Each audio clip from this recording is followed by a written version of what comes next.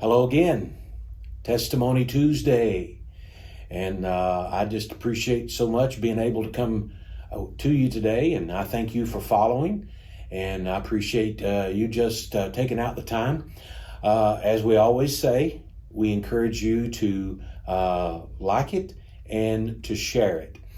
We have someone with us today going to share his testimony, and we've spent some time together, me just hearing Casey share about some things that God has done in his life, and we've kind of narrowed it down to one particular thing, and so he's going to take off here in a moment, and he's going to share that with you.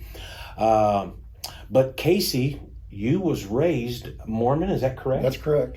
And then you became a Christ follower, right, through healing. Healing in your body, and he shared that story with us, and it was a neat story. But excuse me, but Casey, something happened in your life about I think you said it about 2014. 2014, right? 2014, and why don't you just pick up there and tell us what happened in your life in 2014 and share it, because I already know you shared it with us, but these folks that are following, they may themselves feel like they're at that place of hopelessness.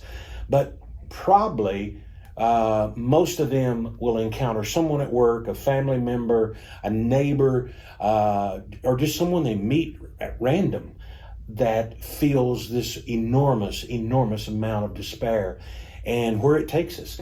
So, Casey, share what God did for you. Well, back in 2014, I was working at my office. I was an engineer, and I got a phone call, and I answered the phone call, and it was some guy, and he told me some really bad news that just triggered me to severe depression. I suffer some severe depression right now, that I take medication for it, and if I don't take the medication, I'll have anxiety attacks and stuff. So I took the phone call, and after I hung up, I had to leave work. I was really down. I was really depressed. It was some really bad news. So I went home, and before I went home, I went to the store, and I don't drink, but I went and bought a 6-pack of beer, and I went home, and I had thought in my head that I was going to go ahead and commit suicide. So I went ahead and started drinking all the beer, and I didn't like it. And I took all the medication that was in the cabinet. I had some strong stuff in there. And then I just sat on the couch, and I kind of passed out but my daughter called me. And I guess, I don't know what she said or nothing, but I couldn't respond, I guess. And next thing you know, the EMTs were there, but I was out. I don't remember nothing until I woke up the next morning. I was in ICU. I had tubes in me, and I guess I had charcoal in my mouth and stuff. And the EMT guy came in there, or the nurse came in there, and she says that we're so glad you made it. I go, what? And she goes, you passed away. They had a hard time keeping you alive. So I just want to tell people out there that when you're in the valley looking up, God's still there. That's all you can see is Him when you look up. Yeah. So. Amen. Now, of course, at that particular time, you wasn't attending church regularly. No, I wasn't attending church. No. Yeah. And then, of course, you had struggled with depression, as you had mentioned. You know, it is interesting how that a moment. A few weeks ago, I talked about our moment of mental madness. It's really interesting how a phone call, or how a circumstance, how something can just knock us for a loop, knock us into an absolute state of absolutely no hope. Now, there's been times that, that my hope has not been as strong as it has in other times. But I've never been to that I can recall. I've never been to a place of having no hope. But you went there. You were there. Right, I was in the valley. The valley, man, you was under the valley. Yeah, huh? I was really in bad shape. Yeah, wow. Do you have, Casey, do you have any idea of course, man, and this is important, that we continually worship, is it not? So can you talk a little bit about how just worshiping God, both publicly and privately, because now you're worshiping publicly and privately. Yeah. You still battle with depression. Not really, not as bad as I used to. I think Yeah. the Lord's healed me on the Oh, depression. wow. It's been 14. It's been since 2014 14. that I really had a severe depression. But I still take medication. Uh-huh. I take 2 kinds of medication every day, Yeah. and if I don't, I'm Sure. anxiety. Yeah.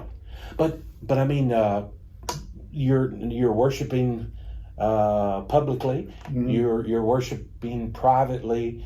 You want to talk about how that builds us up, how that continues to add to our hope tank. Right. Because I know you've gotten some bad news over the past 8 years. Right.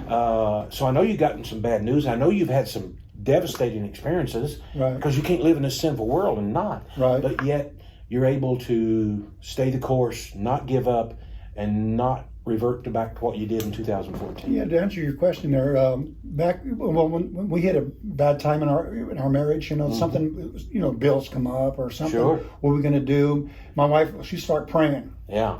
and she goes, "Why aren't you praying?" I looked at her and I says, "I trust in the Lord. He's going to take me through this valley. He always has, Yeah. and He does. Yeah. I mean, quick." And she's like, Yeah. so now she's at the point where she doesn't.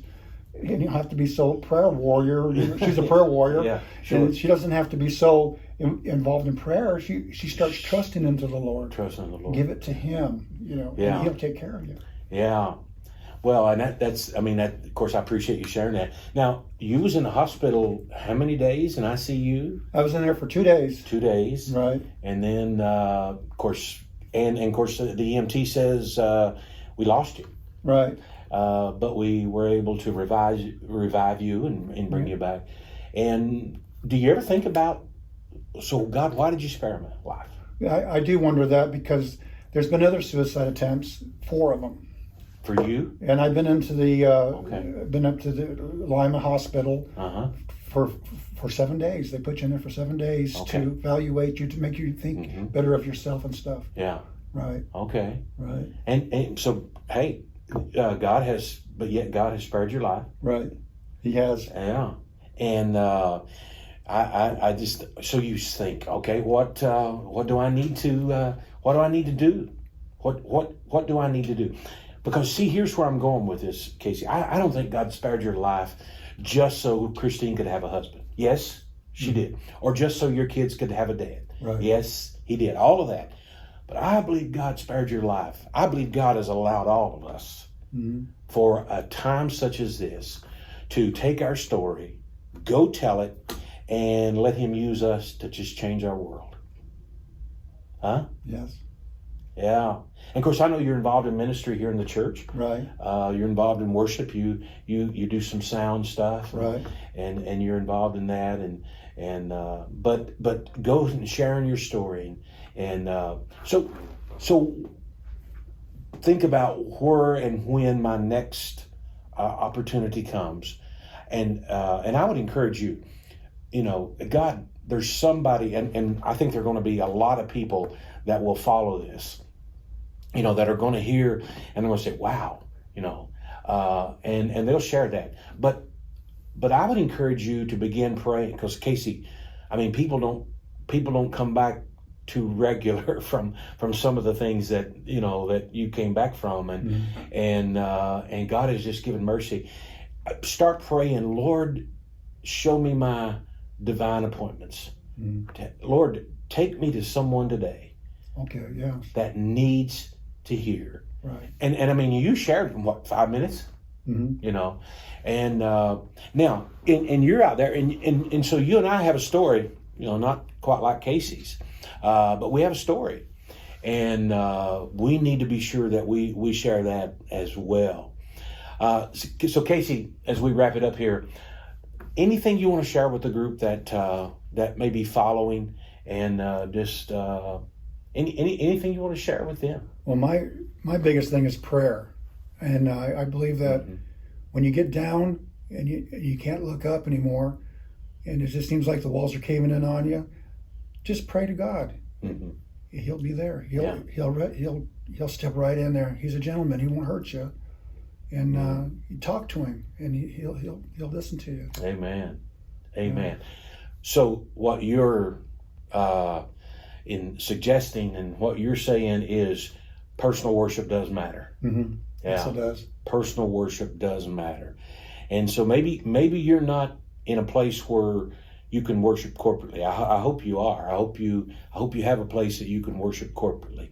But if you can't, I would encourage you to just make sure that you sit at the feet of Jesus, and that you allow him to do for you what he did for Casey. Mm-hmm. Casey, thank you so much for sharing your story with all of our folks and with us. Mm-hmm. And it was powerful. Thank you. Thank you.